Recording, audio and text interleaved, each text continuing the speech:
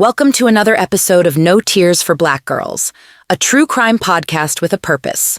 Written and produced by award-winning author John Reedburg. I'm your host, Samantha Paul. Let's dive in. Memphis, Tennessee. The murder of Big Jook. A deadly shooting in Hickory Hill with connections to Memphis rapper Gotti. Fox 13's Lakia Scott joins us live tonight from St. Francis Hospital. That's where the victims were taken. Lakia, what were you able to find out? Good evening to you. Good evening, Daniel. Well, at least 5 police sources have confirmed with Fox 13 that the person killed is Anthony Mims, also known as Big Jook. Now, Big Jook is the brother of rapper Gotti. Here, I was explaining to her that this was my firstborn. I had all my mistakes. Everything I did wrong was with him. Right. This was my firstborn. And then when I had Mario, Lil Robert, y'all don't know about Lil Robert, I lost a son, Lil Robert, Mario, then Pooh, then I knew to do better. Right. But him, I don't know if y'all want to do this live, but I might.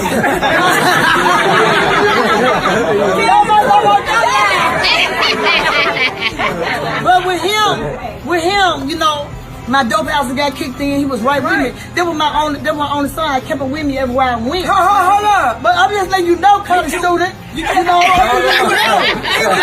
in the dope house with me. Yeah. With me.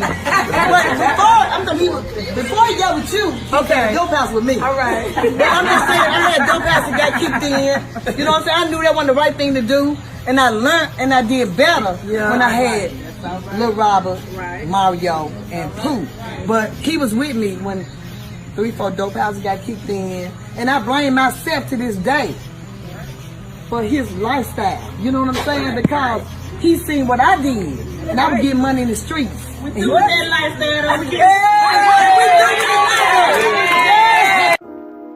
The Memphis rap game was thrown into chaos on January 13th, 2024, when Anthony Big Jook Mims was ruthlessly gunned down outside a popular restaurant in Hickory Hill.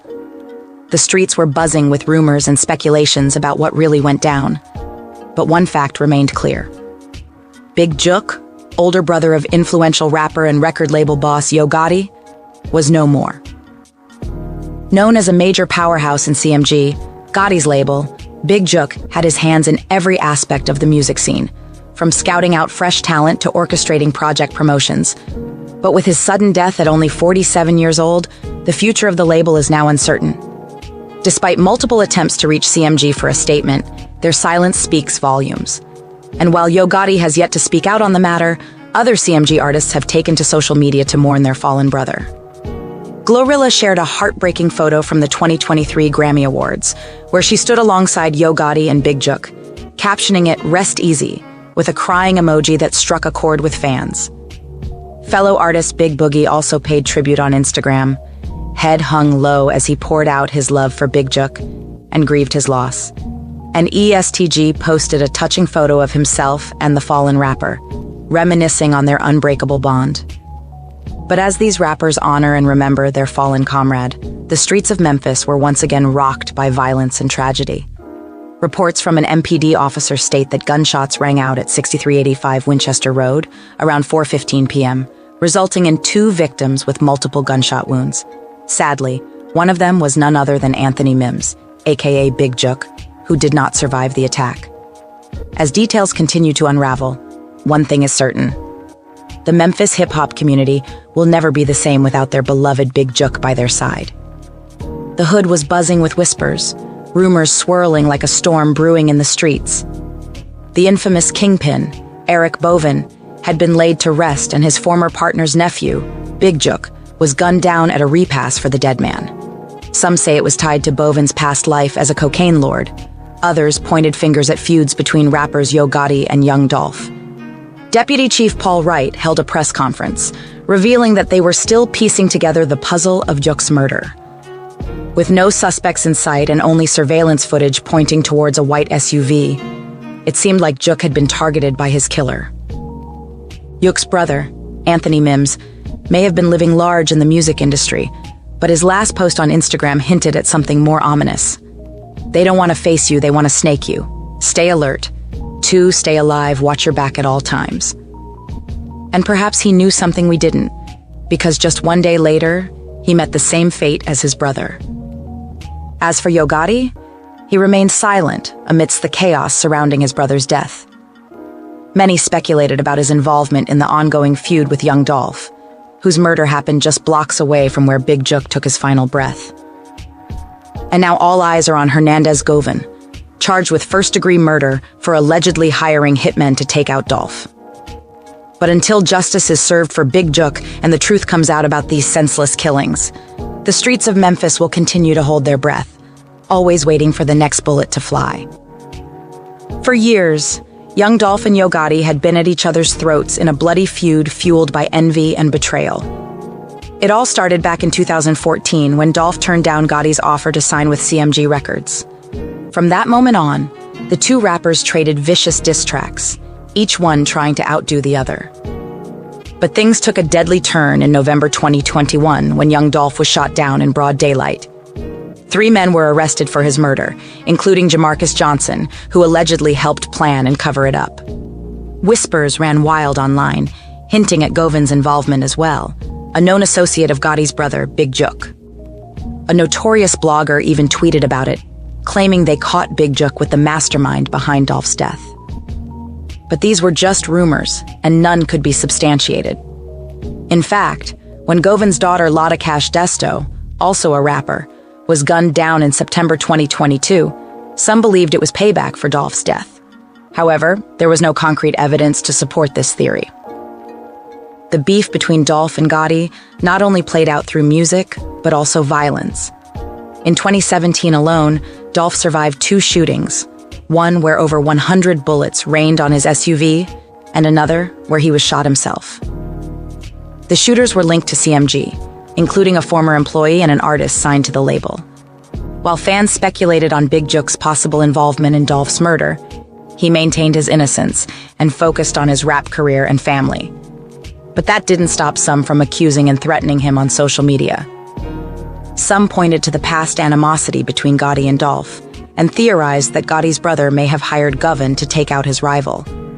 But without any concrete evidence, it remained just a theory as the case remains unsolved. The cryptic phrase, Hernandez Govan Big Jook, had the streets of Memphis buzzing with theories and speculations. The rising rapper Young Dolph had been gunned down in broad daylight, and everyone was desperate to know who was behind it. Some believed it was a hit ordered by Gotti, fueled by their long-standing feud and a photo that surfaced of Gotti's brother and the alleged shooter. But the police kept tight-lipped as they continued their investigation. The community was urged to come forward with any information, with assurances of anonymity for those brave enough to speak out. The city was on edge, waiting for answers and justice for their fallen hometown hero. Here's the tea on what may have done Big Jook dirty on these internet streets.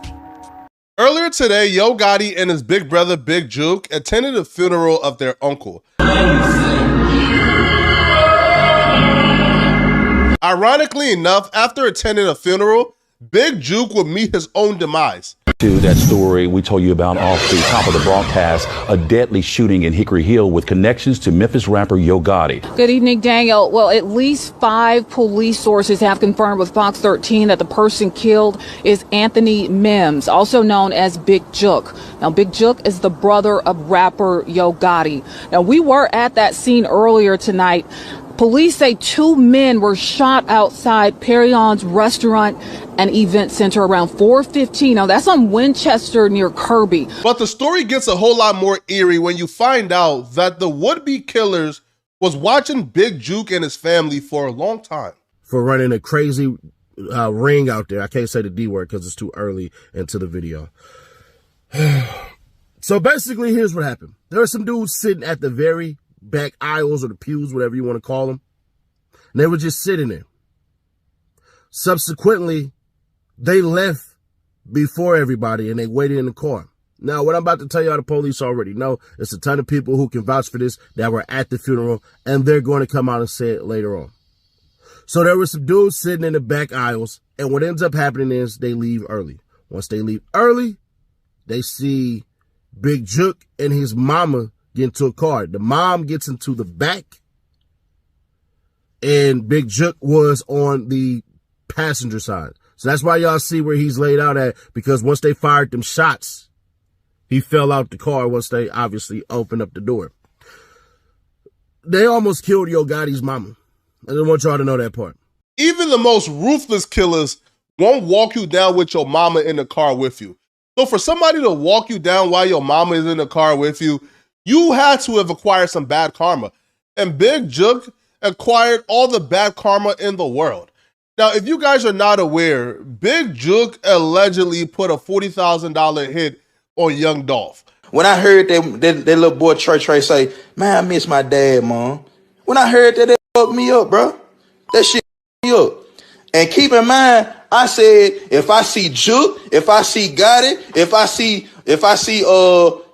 Migo, or if I see Youngster, I'm gonna get on that ass. This shit ain't got nothing to do with nobody else, bro. I said if I see them folk, because these folk had something to do with it, bro. These folk, nigga don't know that Jook put a hit out, bro. Nigga don't know this shit. You know what I'm saying? But nah, all that, bro. I need to say that. Niggas ain't gonna say that. Nigga ain't gonna tell the truth, bro. Nigga ain't say, man, hey, bro, how you gonna feel if a nigga told you, hey, man, look, bro, man, Jook put a $40,000 hit on you, bro. Like, you, nigga, man, come on, bro. Now, this was confirmed when Big Jook right-hand man Hernandez Govain was arrested for masterminding young Dolph killing and paying out the money. Images of this now infamous white Mercedes, Memphis police say, was the getaway car used in young Dolph's murder at Makita's Cookies, has been viewed by millions. The car was found outside this abandoned home on Bradley Street days after the killing in late November.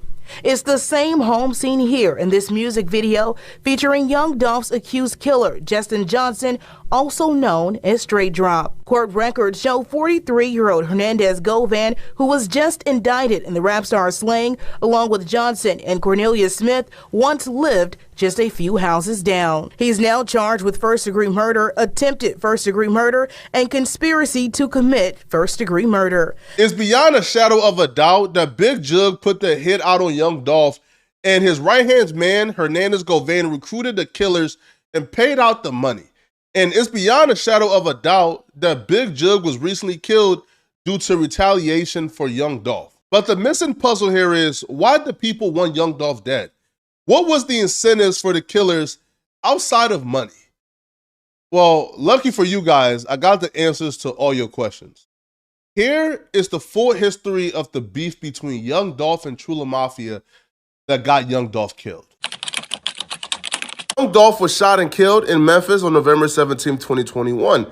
Now, his death left a lot of answers, right? But what we do know, on the eve of his death, the internet went to work almost immediately. But that ain't no secret. I mean, y'all watched that exemplary telling we did. Y'all watched that tremendous telling we did. We were able to identify Straight Drop and put him at the crime scene where the white Mercedes, which is a getaway vehicle used in young Dolph's murder, was found. This right here opened up the floodgates to a lot of things. People started to find, hold up now, yo, Straight Drop and young Dolph are in pictures together. Like this picture right here. Yo, Straight Drop and Key Glock were old homies. Wait, hold up, they were old homies? Yeah, they were old homies. And then stories began to surface that was unverified, like, yo, Straight Drop and JoJo's Platinum, they were able to get the PRE chain because they took it from Big Moochie Gray. Those are stories that were surfacing and still unverified, right? But nonetheless, those stories began to surface.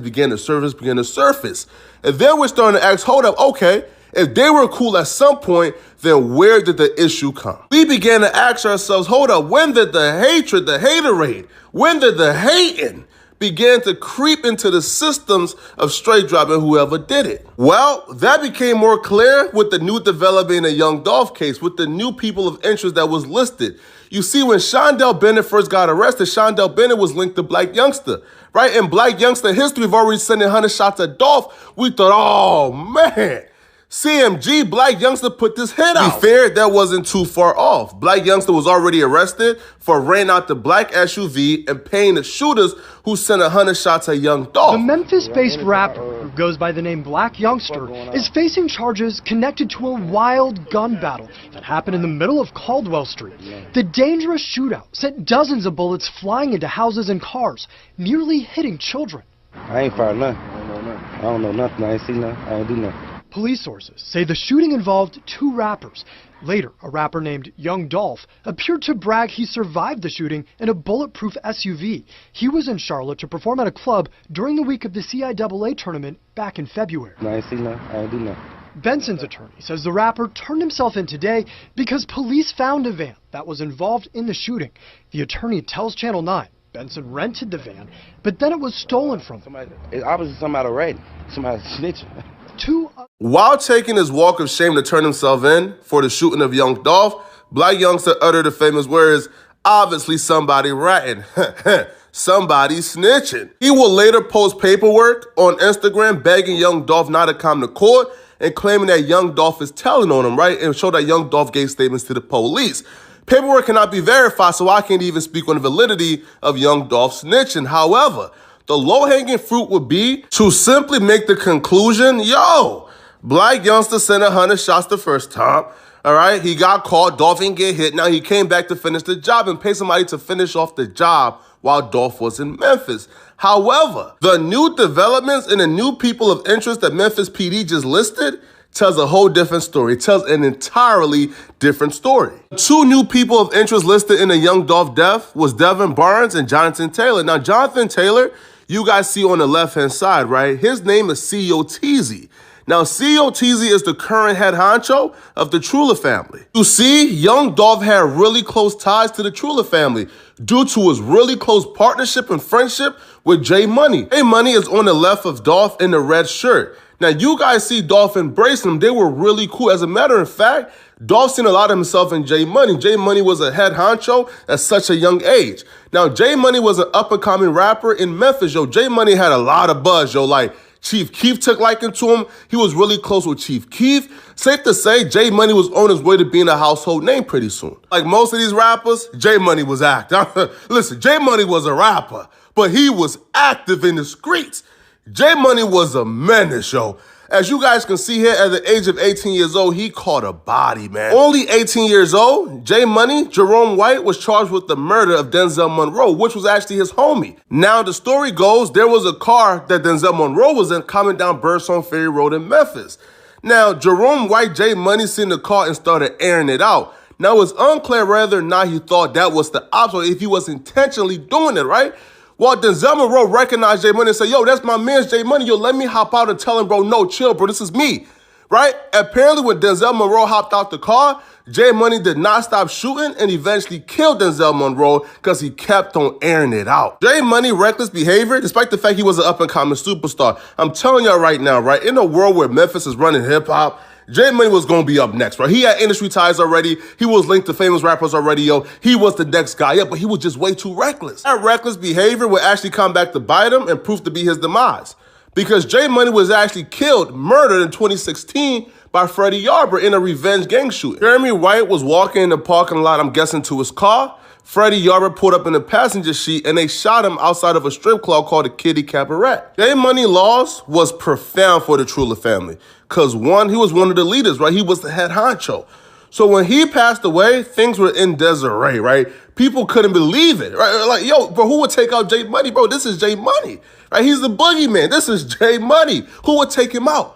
So when he passed away, a lot of things started happening, right? J Money had all the relationships, all the connections. So when J Money passed away, the Truler family went into turmoil and started to lose a lot of those relationships, right? As a matter of fact, the gang started to split up. Due to internal conflicts, you had some members or even associates of the Truler family who said, you know what, bro, I'm gonna start my own thing. From this branching off came the Double R Boys. Now, at the time, nobody would know. That split that had nothing to do with young Dolph will lead to the death of young Dolph. It will lead to the demise of young Dolph. It will be a pivotal moment in the death of young Dolph. Before we get into that, take a look at a quick history between the Double R and the Truler Mafia family, right? And how their war escalated. Early on, Big Scar would be cool with another clique called Truler Mafia. But like many other large neighborhood gangs, internal tensions and personal beef between members would lead to a split. Big Scar would leave Truler Mafia to form another crew called Double R, which stands for Rich and Reckless, with some of his partners who were also Grape Street Crips. The other main members of Double R include Baby K, Kato 2X, and Tink. Even though they were once cool, The split ruined the relationship between Double R and Truler Mafia, but it wasn't until the murder of a Double R affiliate named BG that the beef would turn into an all-out war. BG got into it with one of Truler Mafia's most respected hitters, C-Mode. C-Mode was the younger brother of Damo Truler, who was also well respected in the streets. He came up with dudes like J Mula, Zay, and Go Crazy, and together, the crew would run the streets of Memphis. C-Mode and BG hated each other and would send shots back and forth on social media. Both of them were really about that life, so it was only a matter of time before someone got taken out.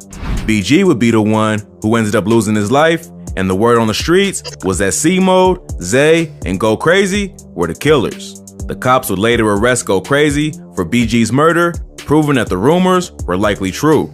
The cops believe that BG was in a car with 3 of his friends and stopped at a red light when Truler Mafia got the drop on him and took him out. The shooter also hit the front seat passenger, leaving him critically injured. Go Crazy would later confess to the shooting, but didn't snitch on his homies. He was hit with first-degree murder, 3 counts of attempted murder, aggravated assault, and use of a firearm in the commission of a dangerous felony for admitting to his part in the murder. Even though Go Crazy kept it solid, BG's murder would lead to more problems in the streets. BG was cool with Big Scar, and Double R would take this murder personally, sparking the war with Truler Mafia. It wouldn't take long for the gang to seek revenge, and right after BG was killed, Zay would get hit in retaliation. C-Mode was locked up in juvie, fighting a different charge when Zay was killed, and the murder hit him hard. Being released from jail, C-Mode entered the rap game with his track Send a Hit, where he takes several shots at his enemies. This caught the attention of Double R, and after that, C-Mode was their main target. Not long after that, more Truler Mafia members would lose their lives, with brothers D-Money and J-Money being killed in separate shootings. CEO Jizzle from Double R would reveal what happened to them in the song Rich and Ruthless. On the track, he raps, "If you diss on 23, swear to God it's gonna be RIP. You ain't hear what happened to the last dude, got left on Trigg Street." In this bar, he's suggesting that D-Money got smoked for dissing 23 as he was murdered on Trigg Street in Memphis. The death of D-Money was a major loss for the Truler family because this boy D-Money, aka Derek Blackburn, he was a stepper, folks. I knew this boy was a major stepper because when I found out on Black Friday, the holiday that ninjas are skinning and grinning from ear to ear because they about to get some free stuff or some discounted stuff, he was at the mall spraying it up. The night of shopping after Thanksgiving dinner ends in gunfire, sending customers at the Wolfchase Galleria into a frenzy. Fox 13's Tony Atkins spoke with one customer. Tony, she says that she always felt safe on Black Friday until yesterday. One man was shot, a 21-year-old who was initially listed in critical condition but upgraded to non-critical. 2 men helped the 3 girls find cover. The one in front of me kind of darted to the right, and I just followed him, and I was kind of down like this, but not low enough, so he turned around and pushed my shoulder and said, "No, get down on the ground." The next 10 minutes felt like hours as they waited for safety from underneath the car, watching feet go by, unsure if they belonged to a gunman. It's a completely different feeling when you see feet running beside the car and you're holding your breath because you don't know, do they have a gun? Are they good guys, bad guys? You just don't know. We learned that this man, 19-year-old Derek Blackburn, was arrested for unlawful possession of a weapon. 2 others were detained, but they were later released. D-Money was really stepping, and also being a brother of J-Money, that come with a different type of cachet. So when D-Money passed away, it really forced people to pick sides. The Truler family wasn't doing no flip-flopping. You either with them or you with us. And if you neutral, you with them as well. Now, y'all know after a death, the ninjas can't wait to start self-incriminating, right? Oh, they can't wait to start self-snitching, right? And that wasn't no different, folks, because after the D-Money death, the ninjas took to their music to quickly give us a motive and a hit, man, folks, right? As you guys see from the CEO Jizzle video, he's telling us, yo, D-Money got shot for dissing 23. He also got shot here and here and here, right? And there was also a suspect listed. Suspect wasn't listed by the police, but the streets was telling us who did it. That for D-Money put Young Dolph in a very peculiar situation because J-Money was Young Dolph's boy and D-Money is J-Money's brother. So with the death of D-Money, Young Dolph probably felt sympathy. However, the guys who he was rolling with, right? The guys who he had like close partnership with, right? His little homies, right? Who he had business with, they was dissing D-Money left and right. They was claiming the death of D-Money. I'm going to play you guys a statement from CEO Jizzle, who did an interview about 2 weeks ago. Now, during this interview, he spoke on Young Dolph and exactly how tight him and PRE is. I met him personally, but just listening to high-class street music all the way to what we at today, you know, I always been a paper out empire. Yeah. Being around him and being around, like, I'm more closer with all his artists than I was with him, but at the same time, shit, being around him and being around them, like, that shit inspired me to do certain shit. A lot of his artists, shit, I ain't even got to say no names. They know. Yeah, nah, a lot of his artists are like, they love me to death. Like, they inspire nigga like, bro, you need to rap, bro. You need to rap, bro. I noticed on your birthday they had showed that most of all his artists showed you a lot of love on your birthday. I seen a lot, all the reposts. If I ain't mistaken, probably like shit, about 7 of they had, 6, 7 of they had reposted me and shit on my birthday. You know, I got mad love for them niggas like beyond this rap shit and all that shit. I got mad love for the whole paper route. CEO Jizzle confirmed, like me and PRE, we were close, right? So at that time, PRE was closely aligning themselves to the enemies of the Truler family, even though the Truler family and Young Dolph, they started off really close. Now, Dolph was still treading water, but nothing got more dicey than when the streets identified the killer of D-Money as Uncle Denny. Now, Uncle Denny is also a Memphis rapper who currently goes by Big Unc. Now, he's closely aligned to Big Scar. You guys probably noticed Uncle Denny, a.k.a. Big Unc, rocking that PRE chain. And here's where the conflict of interest came, and here's where it really got deadly for Young Dolph. Everybody and their mama know that Uncle Denny, Big Unc, killed D-Money. Even D-Money's mother is on Facebook saying, yo, Uncle Denny killed my son. But here's the thing, though. Everybody who knows Young Dolph and they know J Money, they know they were closely aligned. They know that J Money would have taken a bullet for Dolph. Even so, that when Young Dolph passed away, one of J Money's mother Facebook friend commented on her post and said, yo, rest in peace, Young Dolph. If J Money was alive, he would have made the city cry for Dolph. That's a fact. J Money loved Dolph, right? Listen, J Money looked up to Dolph. That was his big homie. He loved Dolph, right? So when they commented that, they really believed it was true. If J Money was alive and Young Dolph passed away, J Money would have made the city cry for Dolph. But then J Money mother responded back, he shouldn't make them cry about him or D Money. He signed D Money Killer, right? Now she's saying, listen, it's not even the fact that he ain't even slide for J Money. He ain't make them cry about D Money or J Money, right? J Money and his little brother got shot and killed. Young Dolph didn't do nothing. Hey, listen, man, Young Dolph is a multi-millionaire, right? We don't expect for Young Dolph to slide. But she's saying not only did he not make the city cry for J Money, but yo, he signed his little brother's killer. He signed D Money's killer. Then she said, well, he said, damn, she said, yup, the Uncle Denny, a.k.a. Big Unc nigga, who he just signed. He said, for real, she said facts. So now we're starting to see, this wasn't, again, it might be a pay hit still, right? Or it might be the combination of, yo, two sides, two enemies who ain't really rocking with Dolph, they came together to take Dolph out. But what we do know, yo, right, is Dolph was treading water. Now, he just recently signed Big Unc right before his death. And when he did that, Dolph went from treading water being neutral to now Dolph was public enemy #1. My boy, you putting money in the mouth of my homie Killer, who's supposed to be your homie as well? What's going on? For Young Dolph, it was just business. But for them, it wasn't business, yo. Listen, they wanted blood. They wanted blood. And that's why you see everybody who got arrested are a part of the Truler family, maybe besides Cornelius Smith. But everybody else is a part of the Truler family. The Truler family already had it out for Young Dolph and would have killed Young Dolph for free. So it's a no-brainer when somebody is offering them money to kill a dude they already don't like. Love us? Leave us a positive review or rating. Follow No Tears for Black Girls on social media and No Tears for BG on Twitter. Be blessed. Be loved. Stay safe.